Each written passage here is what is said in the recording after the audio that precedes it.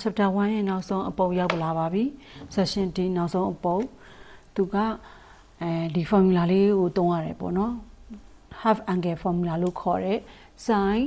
a over 2 sin theta divided by 2 plus or minus 1 minus cos theta by 2 cos a over 2 ဆိုလို့ရှိရင် plus or minus square root of 1 plus cos a over 2အဲဒီရှေ့ plus or minus တွေကသူ့ရဲ့ angle ကွာတဲ့ပုံမှာမူတည်ပြီးတော့ပြောင်းလဲသွားတာပေါ့နော်ဒါလေးကို formula လေးကိုယူသုံးပါမယ်အဲ့ဒါပု္ပ္ပစာတအားရှိနေမှာဆိုလို့အပိုင်းလေးကိုဒီတန်ထုတ်ပြီးတော့တွက်ပြပေးပြီးတော့မှရှင်းပေးပါမယ်နည်းနည်းလေးလွယ်အောင်ပေါ့နော်အဲ့တော့ဒီမှာ solution က z power 4 equal minus 16i equal 0ပေါ့နော်ဒါပေးချက်ကပေးထားတာလေးကိုပြန်ပြီးတော့ equation လေးပြန်ကူးလိုက်တယ်ကူးပြီးတော့ဆရာမတို့ရှာရမှာကဘာရှာမှာလဲဆိုတော့ z power 4 equal to ဆိုပြီးပြန်ပြောင်းရမယ် 16i ပေါ့အဲ့တော့ 16i လေးကိုဆရာမထုံးစံအတိုင်းတွက်ထုတ်ပါမယ် x တန်ဖိုးကမရှိဘူး0 y တန်ဖိုးက16ပေါ့နော်အဲ့ဒါလေးကို calculator လေးမှာ trigo form ဆရာမချိန်မယ်ဒါကြောင့် 16i ဒီ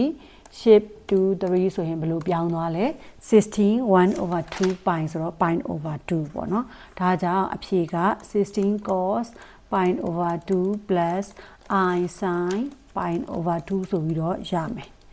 လိုချင်တာက z power 4 16i နဲ့တူတယ်အခုရှာလိုက်တဲ့ 16i က16 cos pi over 2 plus i sin pi over 2နဲ့ညီတယ်ပေါ့နော်အဲ့တော့လိုချင်တဲ့solution တွေအားလုံးရှာဖို့ဆိုတော့ solve ဖို့ဆိုတော့ z နဲ့ပဲတွက်ပါမယ်4 root of 16 equal to cos pi over 2 angle 2k pi theta plus 2k pi divided by 4 root ဆိုတော့ plus 4 by 4 plus i sin theta က pi over 2 plus 2k pi divided by 4ဒါလေးက k တန်ဖိုးလေးကဆရာမတို့ဘယ်လောက်လဲဆိုတော့0ရယ်1ရယ်2ရယ်ဘယ်ထိလဲဆိုတော့3အထိပေါ့နော်ဒီလိုလေးရေးမယ်အဲ့တော့1 k equal to 0မှာတွက်မယ်ပေါ့နော်အဲ့တော့ z equal to 4 root of 16က16ဆိုတာ2 4တန်မို့လို့2ထွက်သွားပြီအဲ့တော့နောက်ကဟာက k တန်မို့0ဆိုတော့0တင်လိုက်တဲ့အခါကျတော့ pi over 2အောက်က4နဲ့သွားစားတော့ pi over 8ပေါ့နော်အဲ့တော့ cos pi over 8 plus i sin pi over 8ဒီမှာသူကအဲ့ဒီ pi over 8ကိုအရင်လုံးကလိုမျိုးရှေ့မှာလိုမျိုး calculator သွားပြီးတခါတည်းနှိပ်လိုက်လို့မရဘူးနှိပ်လိုက်ရင်သူ့ရဲ့အဖြေဒီ decimal ထွက်တယ်နော်အဲ့အတွက်ကြောင့်မို့လို့ဒီအဖြေရဖို့ရအတွက်ကိုဘေးနားမှာတွက်ဖို့လိုသေးတယ်ပေါ့နော် cos pi over 8အတွက်ကိုဆက်ပြီးတော့ရှာဖို့လိုသေးတယ်အဲ့တော့အဲ့ဒီရှာတာလေးကိုဆရာမကခဏနေနောက် slide မှာထည့်ရှာပြမယ်အဲ့တော့ဒါဒီလိုရသွားပြီပေါ့နော်အဲ့တော့ဒါပြီးရင်ရတဲ့အဖြေကိုဆက်ပြီးတွက်မယ်ပေါ့နော်အဲ့တော့1 k equal to နောက်တစ်ခုအတွက်က1အတွက်က z equal to 2 cos k တန်မိုး1သွင်းလိုက်တော့2 pi ပိုင်းခြေညှိလိုက်တော့4 pi pi နဲ့ပေါင်းလိုက်တော့5 pi over 8ဖြစ်သွားမယ် i sin 5 pi over 8နော်ဒါတွေလည်းပြီးမှဒါဆက်ရှာမယ်ပေါ့1 k တန်မိုးဒီတစ်ခါဘယ်လောက်လဲဆိုတော့2အတွက်အဲ့တော့ z equal to 2 cos 2ဆိုတော့4 pi ဖြစ်သွားပြီ2နဲ့ပိုင်းတင်ညှိလိုက်တော့8 pi 9 pi ဖြစ်သွားမယ်9 pi over 8 plus i sin 9 pi over 8ဒါမျိုးလေးအရင်ရေးခဲ့မယ်1နောက်ဆုံးတစ်ခု k တန်မိုးဒီတစ်ခါဘယ်လောက်လဲဆိုတော့3အတွက် z equal to 2 cos နဲ့3လျာ6အောက်ကပိုင်းနေနဲ့ဆိုတော့12 1နဲ့ပေါင်းလိုက်တော့13 13 pi over 8 plus i sin 13 pi over 8ဒါလေးတွေကိုဆရာမကတီးတန့်ထုတ်ရှာမယ်ပေါ့နော်ဒီ half angle formula ကိုသုံးပြီးတော့နောက်မှာဒီမှာဆရာမရှာပြပါမယ်အဲ့တော့ဆရာမရှာမှာ sin pi over 8အရင်ရှာမယ်ပြီးလို့ရှိရင်cos pi over 8ရှာမယ်ပြီးမှကျန်တာတွေဆက်ရှာသွားမယ်အဲ့တော့အရင်ဆုံး sin pi over 8ကိုရှာမယ်စနပုံစံနည်းကိုသုံးတယ် square root of 1 minus cos 2 theta cos theta over 2ဆိုတော့theta over 2တဝက်ဝက်ရမယ်ပေါ့နော်သူ့ရဲ့ angle ကိုတဝက်ဝက်ရမယ်ဆိုတော့ pi over 8ကိုတဝက်ဝက်တော့ pi over 4နော်အောက်မှာ2ဖြစ်သွားမယ်ဒီလိုချိန်လိုက်တာပေါ့နော်ပြောင်းလိုက်တာပေါ့2 equal to ဒီတန်ဖိုးလေးကို cos pi over 4တန်ဖိုးလေးက pi over 4ဆိုတာဒီ45 degree ဖြစ်တယ်ဒါကြောင့်သူ့ရဲ့တန်ဖိုးဒီ square root of 1 minus root 2 over 2 နော် root 2 over 2အောက်မှာပါရှိလဲ2ရှိတယ်ပိုင်းနေညှိလိုက်အောင်ပိုင်းနေညှိလိုက်ရင်ဒါ2ဖြစ်သွားပြီနော်2ဖြစ်သွားပြီအောက်က2နဲ့ဆိုတော့4ဖြစ်သွားပြီအဲ့တော့ root 4ဆိုတော့2အပြင်ထွက်သွားမယ်အပေါ်မှာကျန်တာဒီ square root of 2 minus root 2ကျန်မယ်ဒီလိုကျန်မယ်နော်ဒါလေးတွေကတွက်ပြဖို့လိုလားဆိုတော့လိုပါတယ်အဲ့တော့နောက်တစ်ခု square root of ဒီပုံစံนี้ကနေယူတယ်ပေါ့နော်1 plus cos pi over 4 divided by 2ဒီအတွက်လည်းအတူတူပဲ square root of 1 plus ဒီကောင်လေးကိုဟို calculator မှာကဒီဖြေရတယ်အဲ့ဒီတော့ပိုင်းနေညှိလိုက်ရင်2က root 4ဆိုတော့ပိုင်းနေအပြင်ကို2ထွက်သွားတယ် square root ပြုတ်သွားတယ်အပေါ်မှာကျန်ပါသည်ပိုင်းနေညှိထားတဲ့အတွက်ကြောင့်မလို့2 plus root 2ကျန်ခဲ့မယ်ဒီလိုလေးရမယ်ပေါ့နော်အဲဒီမှာကျတော့ formula ကဘာဖြစ်သွားလဲဆို plus ဖြစ်သွားတာဘာလို့လဲဆိုရင် first quadrant ရောက်နေတာဟုတ်နော်45နဲ့သွားတာဆိုတော့ first quadrant မှာဖြစ်နေတာဆိုတော့ plus ပေါ့နော်နောက်တစ်ခုဆရာမဆက်ရှာမှာ sin 5 pi over 8အဲ့ဒါလေးကိုကြတော့ဆရာမဒီပုံနေနည်းကနေဒီပုံနေနည်းကိုတော့တစ်ဆင့်တုံးလိုက်ပြီးပြီမဲ့နောက်တစ်ဆင့်မှာဒါတွေနဲ့ဒီ square root တွေနဲ့မရေးတော့ဘူးဆရာမဘယ်လိုလေးတွက်လိုက်လဲဆို5 pi over 8ဆိုတာဒီခွဲထုတ်လိုက်မယ်ပေါ့နော်5 pi ဆိုတာဒီ4 pi နဲ့ဘယ်သူနဲ့လဲဆိုရင် pi နဲ့ပေါင်းထားတာနဲ့တူတယ်အဲ့လိုလေးဆရာမခွဲလိုက်တယ်ခွဲလိုက်တော့4 pi over 8က4တက်လေး4နဲ့4ရှစ်ဆိုတော့ pi over 2နောက်က pi over 8ဒီလိုရမယ်ပေါ့နော်ဆရာမ sin နေကြံခဲ့ပြီsin နေကြံခဲ့ပြီအဲ့တော့ sin ဒါလေးကိုခွဲထုတ်လိုက်တယ် equal sin ဒါလေးရဒီလိုလေးရတယ်အဲ့တော့ pi over 8 plus pi over 8ပေါ့နော် pi over ခဏလေးစောင့်ပြီနော် equal sin ဒါလေးကိုခွဲထုတ်လိုက်တာ pi over 2နဲ့ plus pi over 8နဲ့ဒီလိုရမယ်ပေါ့နော်အဲ့တော့အဲ့မှာဆရာမတို့နောက်ထပ်ဟို trigo ကဒီအခန်းမှာ trigo တော်တော်သုံးတယ်ပေါ့နော် sin pi over 2ဆိုတာ90 degree ပြောတာ90 degree plus theta အဲ့ဒါဆိုရင်ဆရာမတို့ကအဖြေဘယ်လိုရလဲဆိုရင် cos theta ရတယ်နောက်တစ်ခါ cos 90 degree plus theta ဆိုရင်ဆရာမတို့ကဘယ်လိုရလဲဆိုရင် minus sin theta ဆိုပြီးတော့ရတယ်เนาะချိန်တာပေါ့ပြီးရင်နောက်တစ်ခါနောက်ဆရာမလိုတာရှိလို့တစ်ခါရေးခဲ့မယ်เนาะ pi plus theta ဆိုရင် minus sin theta နဲ့ရမယ်ပေါ့နော်ဒီသဘောပေါ့နော် quadrant နဲ့ပြန်စဉ်းစားလဲရတယ်ဒါလေးတွေကဆရာမတို့ grade 11မှာတည်ခဲ့ရတဲ့ trigo ရဲ့ပုံစံတွေကနေသွားတာပါအဲ့တော့ဒီမှာ pi over 2 plus pi over 8ဆိုတော့ဒီမှာ sin ကိုမှ90 degree plus theta ဆိုတော့ဘာနဲ့တူမလဲ sin 90 degree plus theta equal to cos theta နော် cos theta အပေါ်ဆုံးမှာအဲ့တော့ cos pi over 8ရမယ် cos pi over 8ရမယ်အဲ့တော့ sin 5 pi by 8နေရာမှာဆရာမက cos 5 pi by 8တန်ဖိုးကို sorry cos pi over 8တန်ဖိုးဒါကိုအစားသွင်းရုံပဲပေါ့နော်အဲ့လိုတွက်ထုတ်ခဲ့တာပေါ့နော်နောက်တစ်ခုဆရာမ cos 5 pi over 8ကိုလည်းစဉ်းစားမယ် cos 5 pi over 8လည်းအဲ့လိုပဲ cos ခွဲထုတ်လိုက်မယ်เนาะဒါခွဲမပြတော့เนาะ cos pi over 2နဲ့ pi over 8နဲ့ခွဲလိုက်တယ်အဲ့တော့သူ့ရဲ့တန်ဖိုးဒီ cos 90 degree plus theta minus sin theta ဒါကြောင့် minus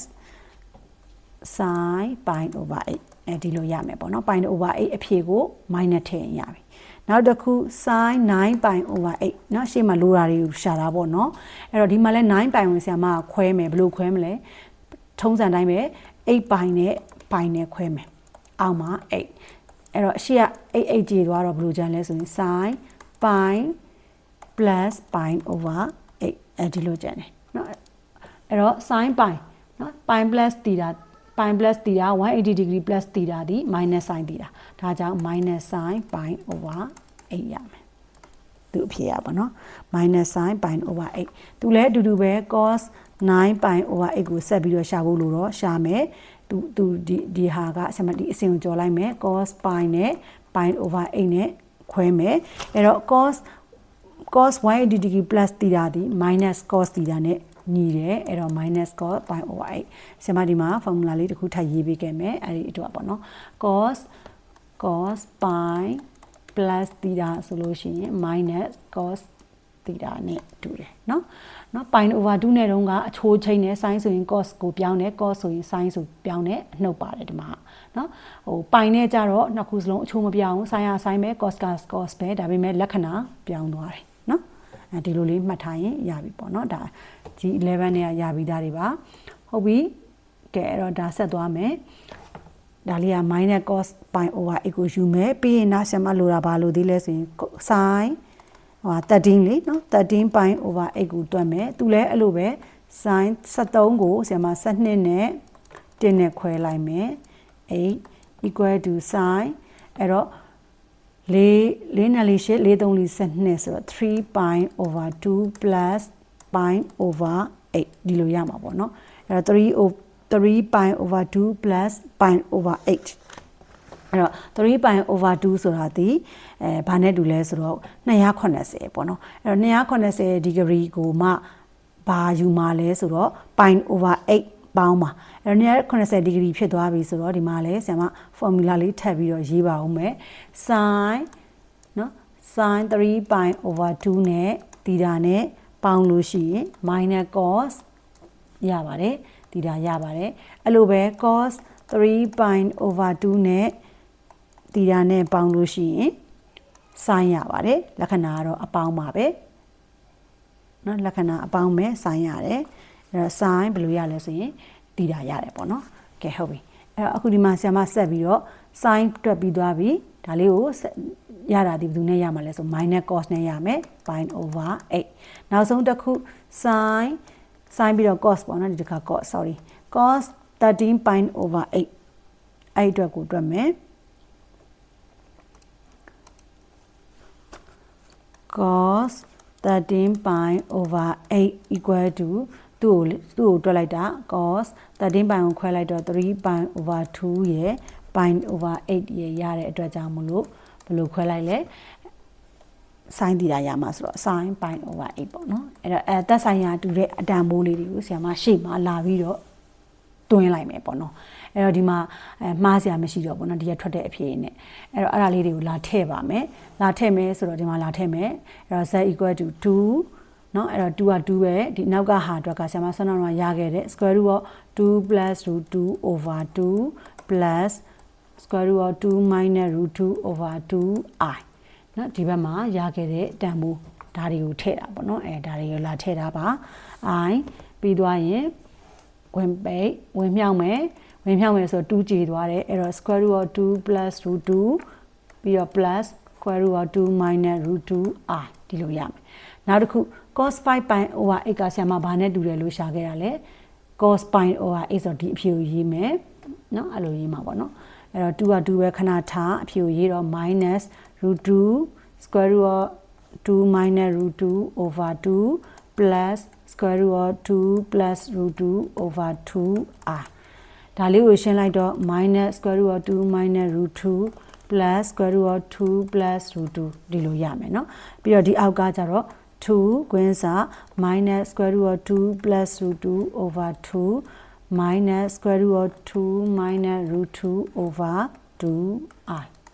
equal minus square root of 2 plus root 2 minus square root of 2 minus root 2ဒါလေးတွေကတကယ်တော့ဆရာမပြောထားတဲ့အတိုင်းပဲစုံတက်ဖြစ်တဲ့ကြောင့်0 1ရေးပြီးသွားရင်2 3ကဒီအပေါ်အဟာကိုအနှုတ်တက်လိုက်ရင်ရပြီဆိုတော့ဒီမှာအပေါင်းဆိုရင်ဒီမှာအနှုတ်ဒီမှာအပေါင်းဆိုတော့ဒီမှာအနှုတ်ဒီမှာဘာမှမရှိဘူးအပေါင်းဆိုတော့အနှုတ်တက်လိုက်တယ်ဒီမှာအလဲမှာအပေါင်းဆိုတော့အနှုတ်တက်လိုက်တယ်เนาะအဲ့တော့တွက်စရာတော့မလိုပါဘူးပေါ့เนาะအဲ့တော့ဒီအောက်ကကျတော့ဆရာမဘယ်လိုရေးမလဲ2ဒီမှာ minus เนาะဒီမှာ minus ဆိုရင်ဆရာမက2ကကြေသွားပြီလေเนาะ2ကကြေသွားပြီဒီမှာ minus ဆိုတော့ဆရာမဟာပြောင်းပြန်ဆိုတော့ plus ဖြစ်သွားမယ်ဒါကြောင့် square root of 2 minus root 2ပဲကျန်မယ်เนาะပြီးရင်ဒီမှာအလဲမှာအပေါင်းဆိုတော့အနှုတ်ဖြစ်မယ် square root of 2 plus root 2i ပြီးရင် equal to ဒီဘက်ချမ်းကိုတွက်တော့အနှုတ်ကအပေါင်းဖြစ်သွားတယ်2 minus root 2အပေါင်းကအနှုတ်ဖြစ်သွားတယ် square root of 2 plus root 2ဒီလိုရမယ်ပေါ့เนาะဒါတွေက i နေနော် i နေကျန်ခဲ့ပြီဒီမှာပဲထည့်လိုက်တော့မယ်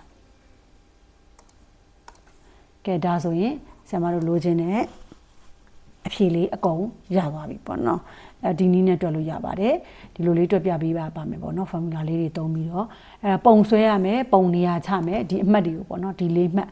square root of 2 plus root 2 plus I square root of 2 minus root 2ဒီတန်မိုးတွေကိုဆရာမဒါဆိုရင်ဒါ h တန်မိုးကအပေါင်းဒါဆိုရင်အနှုတ်အပေါင်း h ကအနှုတ် y ကအပေါင်း h လည်းအနှုတ် y လည်းအနှုတ် h ကအပေါင်း y ကအနှုတ်နော်အဲ့တော့ဒီမှာဆရာမပုံလေးကစနတော်ဆရာမ formula လေးနဲ့လွဲသွားတဲ့ကြောင့်ဆရာမနေရာလေးရွှေ့ပါအောင်မယ်ခဏလေးပါအဲ့တော့ဆရာမဟိုဘက်မှာနေရာမဆန်းလို့ဒီဘက်မှာရေးလိုက်မယ်ပေါ့နော်အဲ့တော့ k တန်မိုး2အတွက်တုံးကဆရာမတို့ရတဲ့အဖြေဒီ x တန်ဖိုးလဲအပေါင်း y တန်ဖိုးလဲအပေါင်းမို့လို့ဘယ်အမှတ်လေးလဲဆိုတော့ဒီအမှတ်လေးပေါ့နော်ဒီအမှတ်လေး square root of 2 plus root 2 x တန်ဖိုး y တန်ဖိုးက square root of 2 minus root 2ပြီးရင်နောက်တစ်ဖက်က x တန်ဖိုးကအနှုတ် minus 2 minus root 2, y တန်ဖိုးကအပေါင်း 2 plus root 2ပြီးရင်နောက်ဒါလေးကကြတော့ x တန်ဖိုးလဲအနှုတ် y တန်ဖိုးလဲအနှုတ် minus square root of 2 plus root 2, minus square root of 2 minus root 2 x တန်ဖိုးကအပေါင်း y တန်ဖိုးကအနှုတ် square root of 2 minus root 2, minus square root of 2 plus root 2ဒီလိုလေးအမှတ်ကလေးတွေလိုက်ပြီးတော့နာမည် point လက်မိုးလေးတွေ calculator ကနေနှိပ်ပြီးတော့ချနေရအမှတ်ချပြီးသွားလို့ရှိရင်လိုက်ဆက်ပေးလိုက်ရင်ရပြီ origin ရေးမယ်x တန်ဖိုး x axis နာမည်ထိုးမယ် y axis နာမည်ထိုးမယ်မြားလေးတွေထည့်ပြီးဆွဲပေးမယ်ပေါ့နော်အမှတ်ကလေးတွေလိုက်ချပေးလိုက်မယ်ဒါဆိုရင်ဒီပု္ပ္ပစာလေးလည်းရသွားပြီပေါ့နော်ဒါလေးကတော့နည်းနည်းလေးရှည်တယ်ပေါ့နော်တွက်ရတာရှည်ပြီးတော့ဒီလိုမျိုးဆရာမတို့ G11 တုန်းကဒီ trigo ရဲ့ function ချိန်ထားတယ် angle ချိန်ထားတယ်အများကြီးကိုတုံးသွားတဲ့ပုံစံဖြစ်ပါတယ်ပေါ့နော်အဲ့တော့ဒီလို angle တွေကိုတန်းပြီးတော့ calculator နှိပ်လို့မရပါဘူးအဲ့တော့ဒါတွေကိုဒီလိုမျိုး calculator တန်းနှိပ်လို့မရတဲ့ပုံစံတွေလာမယ်ဆိုရင်ကိုကတိတ်ပြီးတော့မရဘူးဆိုရင်ခဏခြံထားပြီးတော့ပဲဖြစ်ဖြစ်တခြားပုံစံတွေကိုအရင်တွက်တင်ပါတယ်ဘာကြောင့်လဲဆိုတော့ဒီမှာအချိန်ကြီးကုန်သွားနိုင်တယ်ပေါ့နော်အဲ့တော့အချိန်မကုန်အောင်ပေါ့နော်အချိန်ကိုလိုသလို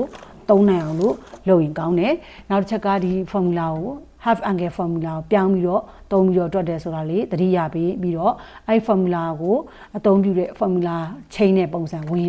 ရေးပေးရတယ်ပေါ့နော်အဲဒါမျိုး formula ချိန်တဲ့ပုံစံတွေရေးပေးရတယ်ပြီးရင်နောက်ကျန်တဲ့ angle တွေအတွက်ရှာတဲ့အခါမှာလည်းဘာနဲ့ညီတယ်ပေါ့5 by 8ဆိုရင်ဘယ်သူနဲ့ညီလဲเนาะအဲ့ဒါလေးတွေဆရာမတို့ကဒီဘယ်လိုပြောင်းလဲသွားလဲပေါ့နော်ဆရာမ5 ပိုင်ကိုဘယ်လိုချိန်သွားလဲဒါကြောင့်ဒီလိုရတယ်ဆိုတာလေးတွေသိရင်တော့နည်းနည်းပိုမြန်မှာပေါ့နော်ပြီးတော့ဆရာမကတော့ဒီနောက်ဆုံးမှာ0နဲ့1နဲ့4ဓာတ်ဆိုတော့စုံဓာတ်ဆိုတော့0နဲ့1နဲ့ရရင်2 3ကအဲ့ဒီ01အဖြေကို negative ပြောင်းပြီးတော့ရေးလိုက်မှာပါဒီကြပေါက်တော့ k တန်ဖိုး0သွင်းထားတဲ့အဖြေရယ် k တန်ဖိုး1သွင်းထားတဲ့အဖြေရယ်ကိုတော့မှန်အောင်လုပ်ခဲ့မှာပဲကျန်တာလဲဆက်ပြီးတော့မှန်မယ်ပေါ့နော်အဲ့ဒါလေးတော့သတိထားဖို့လိုပါပေါ့နော်ကဲဒါဆိုရင် chapter 1အားလုံးပြီးသွားပါပြီနော်